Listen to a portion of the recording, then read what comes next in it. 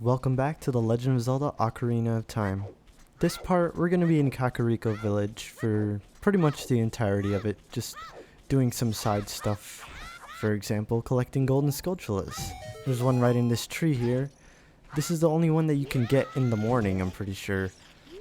One thing that I didn't say about gold Skullcholas is that you can only collect them at night, for the most part.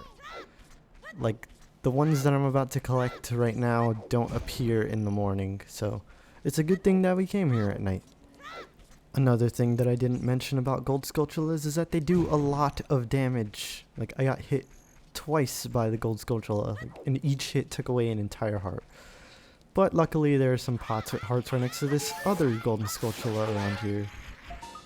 There are 6 entirely in this village, at least in this area of the village. And that'll bring us up to more than 10, which will net us the first reward that we can get for getting all the gold Skullcholas. Now, this ladder right here is actually very, very important. At least when it comes to collecting all of a certain item in this game, because it's a part of a little bit of sequence breaking that you can do. The skip can be done in either morning or night. All you have to do is get on top of this little tower here, L target or Z target, and do a little side hop while holding forward to make sure that you grab onto this ledge. And you can talk to this guy, and the way his dialogue works is that if you're next to him, he'll say something that he isn't supposed to say at this point. He'll say, "It's good to see you again," even though we've never spoken to him before, and he'll give us a heart piece for no reason. Luckily I fell into this well here, but in this game there is actually a way to avoid fall damage, because there is definitely fall damage. It's just that, doing certain things can help prevent it, like falling into a body of water, or in a lot of cases, if you hold forward on the control stick after you jump off of a ledge, you'll do a little roll, and that roll will save you from taking any damage. This was actually information given to us way back in like the Great Deku Tree dungeon, given to us by one of the Deku Scrubs that you have to, reflect his seed back at, but I didn't really talk about it at that point, so I guess I'll just talk about it now. And I lied, turns out there's only 5 gold Skullcholas in this area, but now we go to the House of Skullchola, which is the reason you want to collect these, because there's these people that have been cursed to look like spiders, and if you collect a bunch of them, they'll give you rewards. The curse will break, and they'll give you free stuff. For this first reward, you have to do 10 gold Skullcholas, you have to collect 10 tokens, and you get the adult's wallet, which allows you to carry a lot more rupees. The maximum before was 99, but now you can carry 200. That is pretty much everything we can do in Kakariko Village, at least at nighttime. In the morning we're gonna come back and do some more stuff, but for now, we're gonna go to the back of the village to go to a secret-ish area. You kinda have to go here to beat the game, but not at this point. It's the graveyard. It's all spooky and scary, and there's graves and stuff, and then there's this hunchback guy looking like Igor, I suppose, carrying a shovel. And this is home to one of the worst minigames, I think, in the Zelda series. This is Dampé, and Dampé has this grave digging minigame where he just, you stop him at a spot, you tell him to dig for 10 rupees, and then he'll dig up at that spot. Usually, you don't really get anything, like maybe a rupee, maybe 5 rupees. It's not a very nice reward, though sometimes he will give you 20 rupees, which I guess is something good. But the goal we're looking for is a piece of heart, and Dampé is really slow, so he's not gonna get up to here fast enough, at least for my standards. So I'm just gonna, bop around, dig up some graves. Ones with flowers in front of them usually have secret groves inside of them, but we're not gonna be going in there quite yet because I want to finish this minigame, or side quest. And it's all random. Like, this must be the bane of any Zelda speedrunner, because you never know what's gonna be inside of one of these. Like, I'm pretty sure, well, I'm not exactly 100% sure, but I've done like a run of the game where I use save states because it's on the Wii Virtual Console, so I could use restore points and such. And I've I've had him dig in like the same spot multiple times, and I'm pretty sure he's dug up different treasures in that one spot. Although the spot where he is going to dig up the piece of heart is, for some reason, it's usually the same spot. Like, maybe it's not actually random. I can't tell. And I haven't asked anyone or looked it up. So I guess we're all just going to be misinformed. And this is probably the worst part of the minigame. Like, I had 18 rupees. He dug up 1 rupee, so now I have 9. And I have to roll around and scrounge for more rupees. Luckily, there's a couple of different ways to get rupees around here, but if you haven't grinded on rupees beforehand, or, you know, you don't know that the minigame is even here, but you still want to collect a bunch of stuff, you wouldn't have enough rupees to have him dig in every spot. So it'd just be, you have to go to him, pay, then go collect some rupees, and if you run out of rupees here, you're gonna have to exit the area, which will lessen your chances even further, because then everything's reset. He's gonna start back at the beginning, and it's just an endless cycle of suffering. Luckily though, this isn't the only thing we can do in the graveyard. After I waste away my rupees one last time, I'm gonna be focusing on something else for a very short amount of time. There's this big tombstone or whatever at the back of the graveyard, and there's this little panel or something on the floor, and it has a Triforce on it. Usually if something has a Triforce on it, the thing you want to do is whip out the Ocarina and play Zelda's Lullaby, because it's the cure-all for all your Triforce needs. Usually it'll trigger something, and in this case it's gonna do something relatively cooler than what it usually does, which is just straight up unlocking a door or something like that.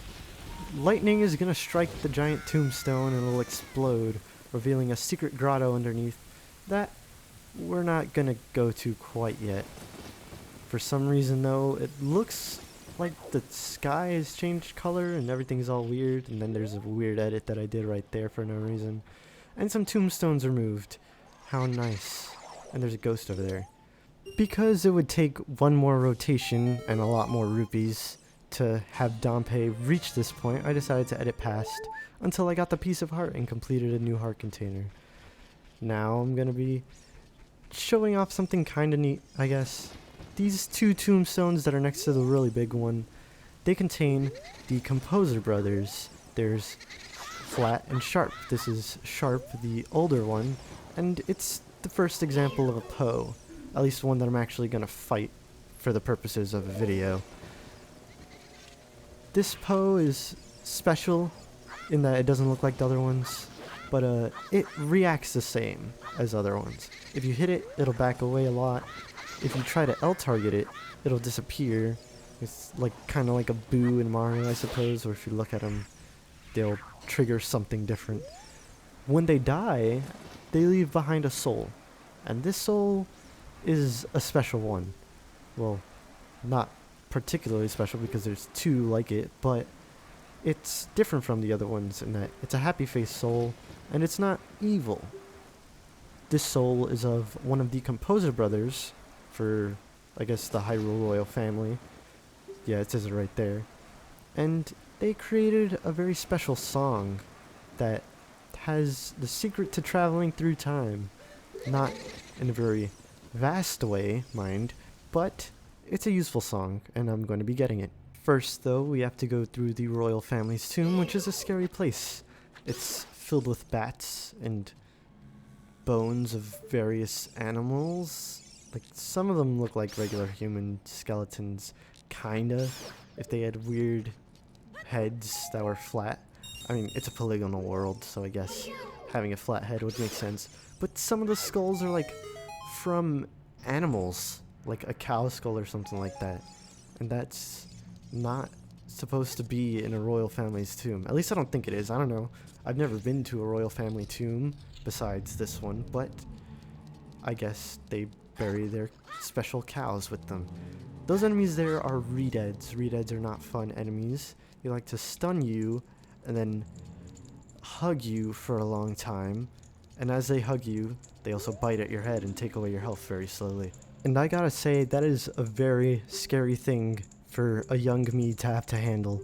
I mean, I was scared to just leave the Kokiri forest, but now I have to deal with what are essentially zombies that are trying to eat me, and they stun you, which gives you such a feeling of helplessness. Anyway, we're learning the Sun Song. It's a very useful song compared to the other two that we have right now. I mean, Zelda's Lullaby can open doors and such, which is kind of useful.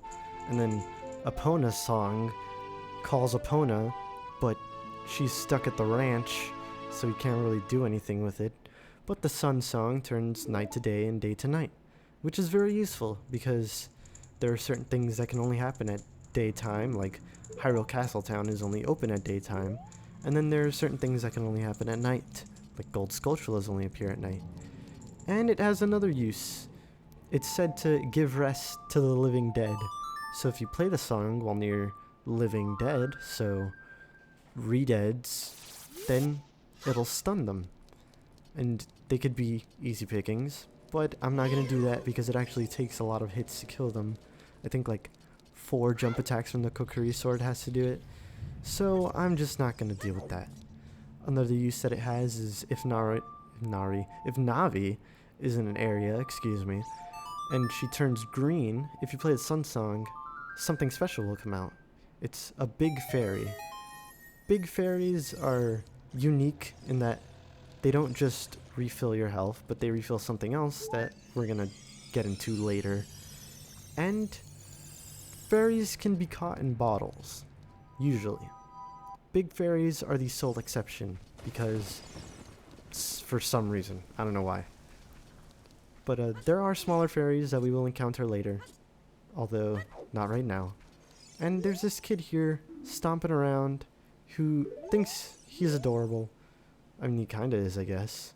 But he really wants to be like Dampé, and he thinks that Dampé is pretty scary.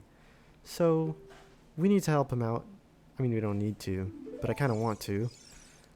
Because, I don't know, he's so darn cute. Thing is, he doesn't let you move the tombstones, or else he'll tell Dampé.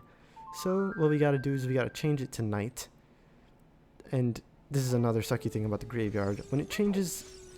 When the Sun Song changes day to night or night to day, it'll make it so that it's midnight or noon. So for the day it'll be noon, and for the night it'll be midnight. Thing is though, Dampé's game is only from like 6 p.m. to 10 p.m. So that means if you use the Sun Song, you're not going to be able to play Dampé's game, which is why I also wanted to go early in the night. Anyway, in this grave here, there's a re-dead, but I'm not going to deal with him. If you play the Sun Song while pretty close to him, a chest will spawn. And that chest contains something that we've already collected multiple times. It's a piece of heart. I used to think that you had to kill the re-dead in order to get this, which you don't. And that's very nice, because re-deads are scary, and I don't want to have to deal with them. Once you attack them, they aren't stunned anymore, so that means you either have to really quickly play the Sun Song or get away and play the Sun Song, and that's just too much work. I don't want to deal with them. This other grave, though, doesn't have a re-dead in it. It just has a prize. Actually, it has 2 prizes, but we can't get the second one right now. It's a small treasure chest, and it has the Hylian Shield.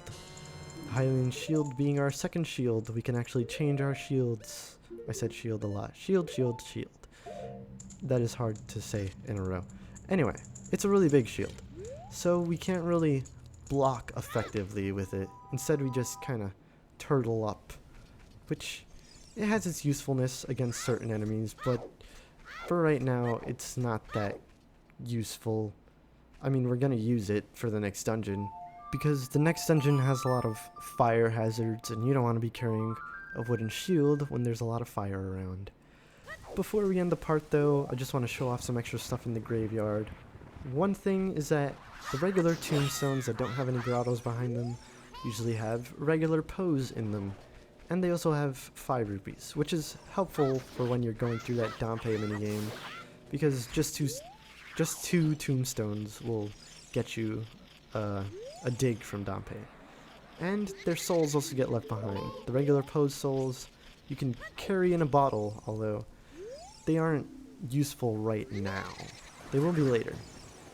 Anyway, the second tombstone that's near the big one is of the second of the Composer brothers. This is Flat.